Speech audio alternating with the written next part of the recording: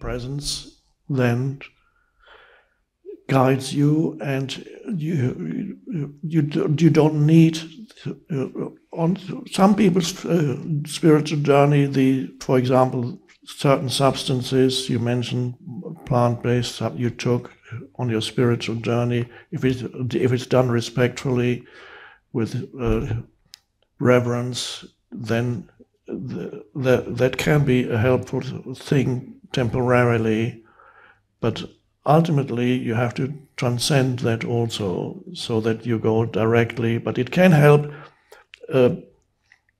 show people what is possible and bring about a little spaciousness in their minds and temporarily put them in touch with a deeper dimension. But ultimately, that is something also to be transcended, and is not right for everybody at all. If you're drawn to it, then it's right for you. If you get too attached to it, it's no longer right. If it's something that you use on your journey, it's fine. And then you transcend that, and presence then becomes your guide. You don't need any external guide anymore. You just go directly to presence. Because any guide that you go to, that again is connected to the previous question, any guide that you go to, where do they get, if the knowledge or the wisdom that they transmit to you, where do they get it from? Is it because they are more knowledgeable, or are they more deeply connected to the one consciousness than you are? So ultimately, all guidance, all true guidance, and all true knowing comes from the one, the source. This is an emanation from the source of all life. Consciousness itself is an emanation from the one source of life that is transcendent, that does not exist in space or time.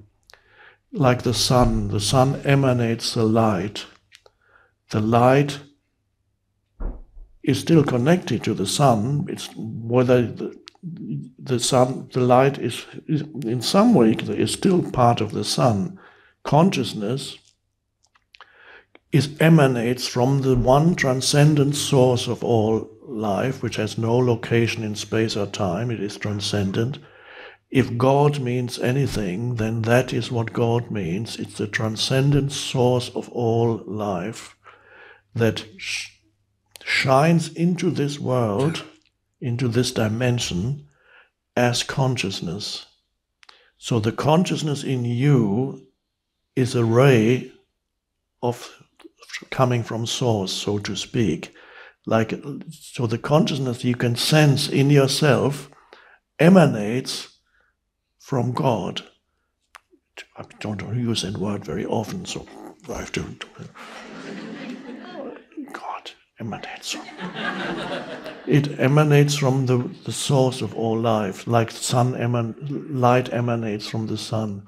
This is why in some traditions people speak of God realization, and in some traditions they even say things like, when they connect with the deep I, they make statements like the mystics of Sufism, for example. They make statements like, when they have that connection, that I am God, and Sufis dance and so on. Well, they dance not necessarily because they've already realized, but they may dance in order to shut off their minds, and sometimes it works. They say, I'm God. Of course, that's not favorably received by others, and usually you get stones thrown at you if you say you're God, particularly in Islam, but even in Christianity used to be the case. If you said, I'm God, I mean, you wouldn't survive for very long in the Middle Ages. And it's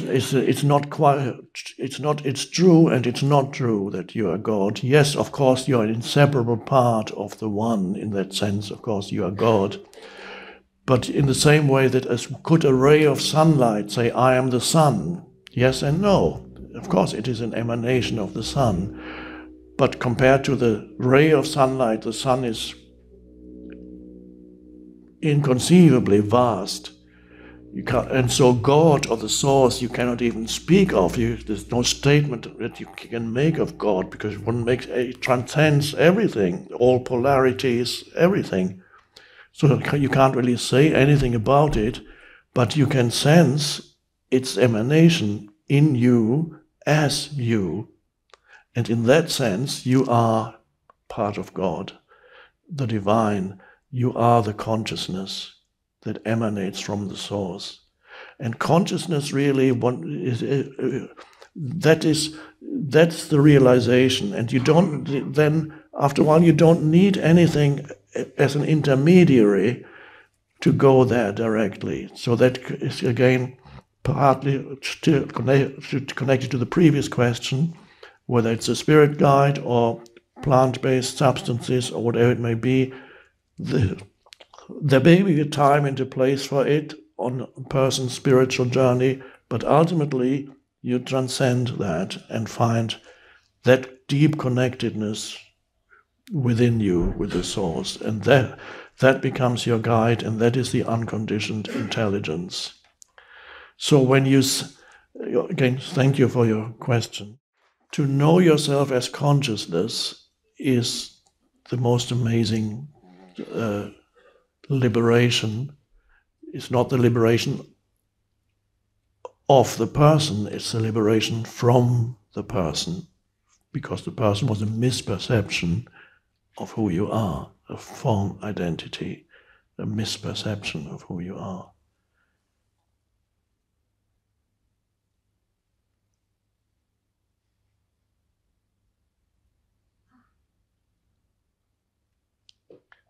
The universe, this is our dimension here, the universe wants to become conscious.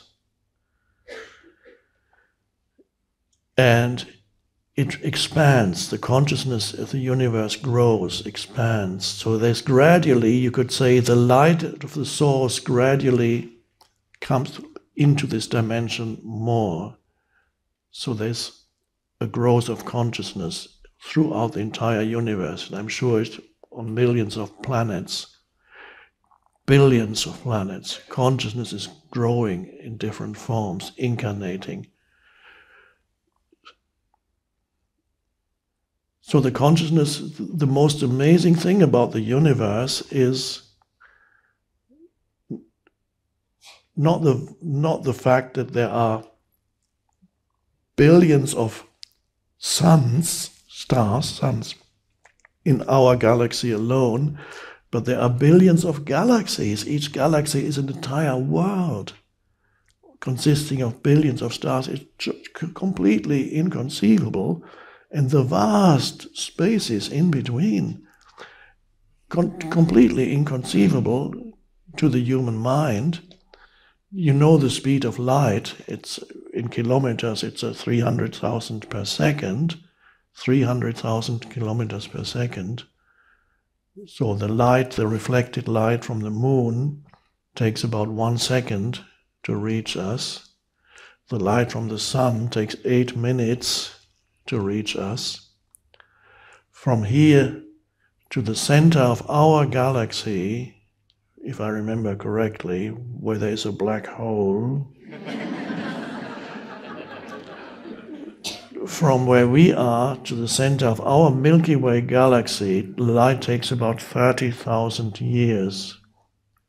And that's only in our galaxy. I believe the next neighboring galaxy is about 2 million light years or something like that.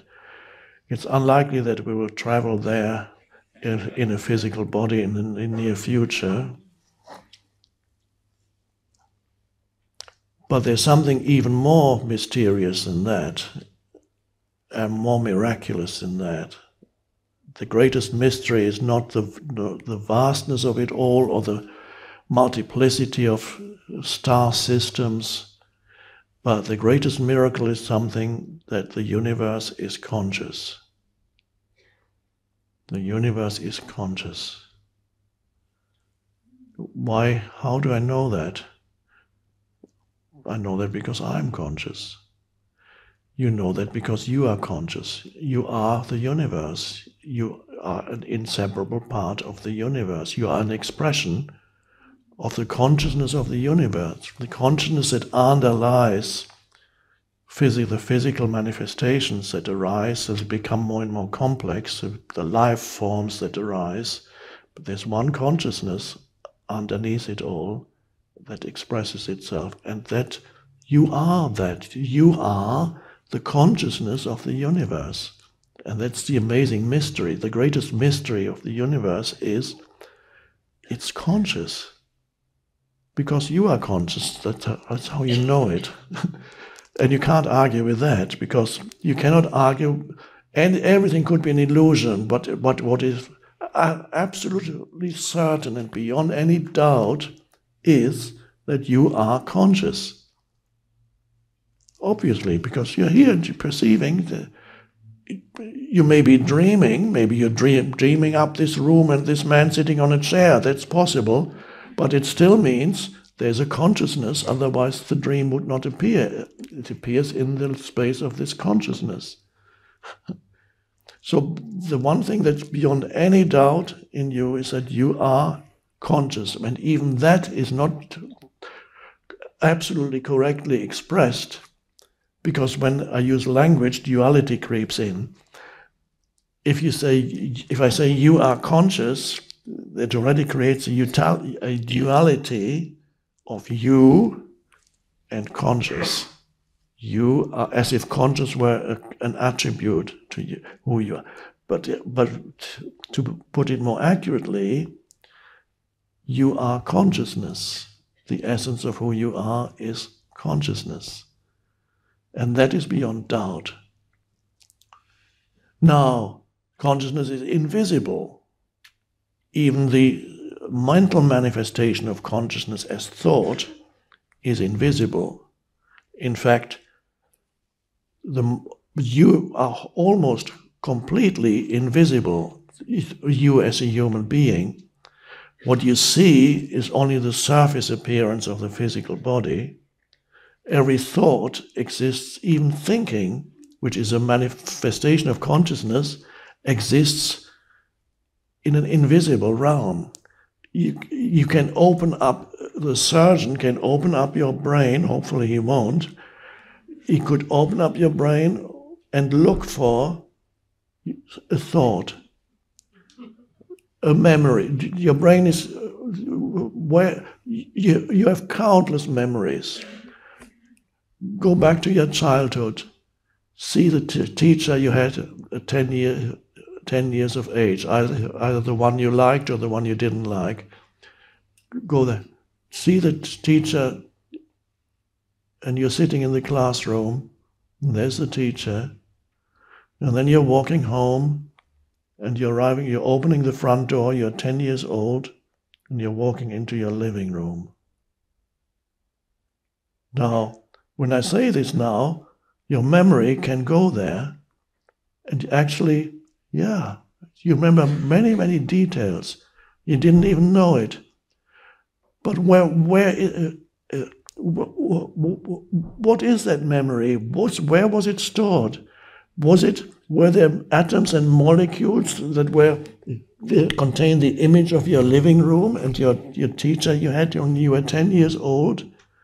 Could a surgeon who ever find the memory of the living room in their head that when you were 10 years old by using a powerful microscope? There's that thought, and there's that. We don't even know what a thought is. We don't know how it lives in you. And scientists say everything is matter. That entire consciousness is a byproduct of matter, is a byproduct of the chemistry of the brain. And yet, when they look at the chemistry of the brain, they can't find a single thought, let alone the memory of your teacher, plus a million other memories. How do they live in you? As atoms and molecules, or as chemical substances in a kind of soup in the brain? It's all invisible. It does not exist in the material realm. And although there is a connection between consciousness and the physical brain, there's a connection, but it is a connection in the same way there's a connection between a radio receiver and the music that it plays, or a television. And so it's a medium through which consciousness can express itself in this world, but it's not produced. Matter does not produce consciousness.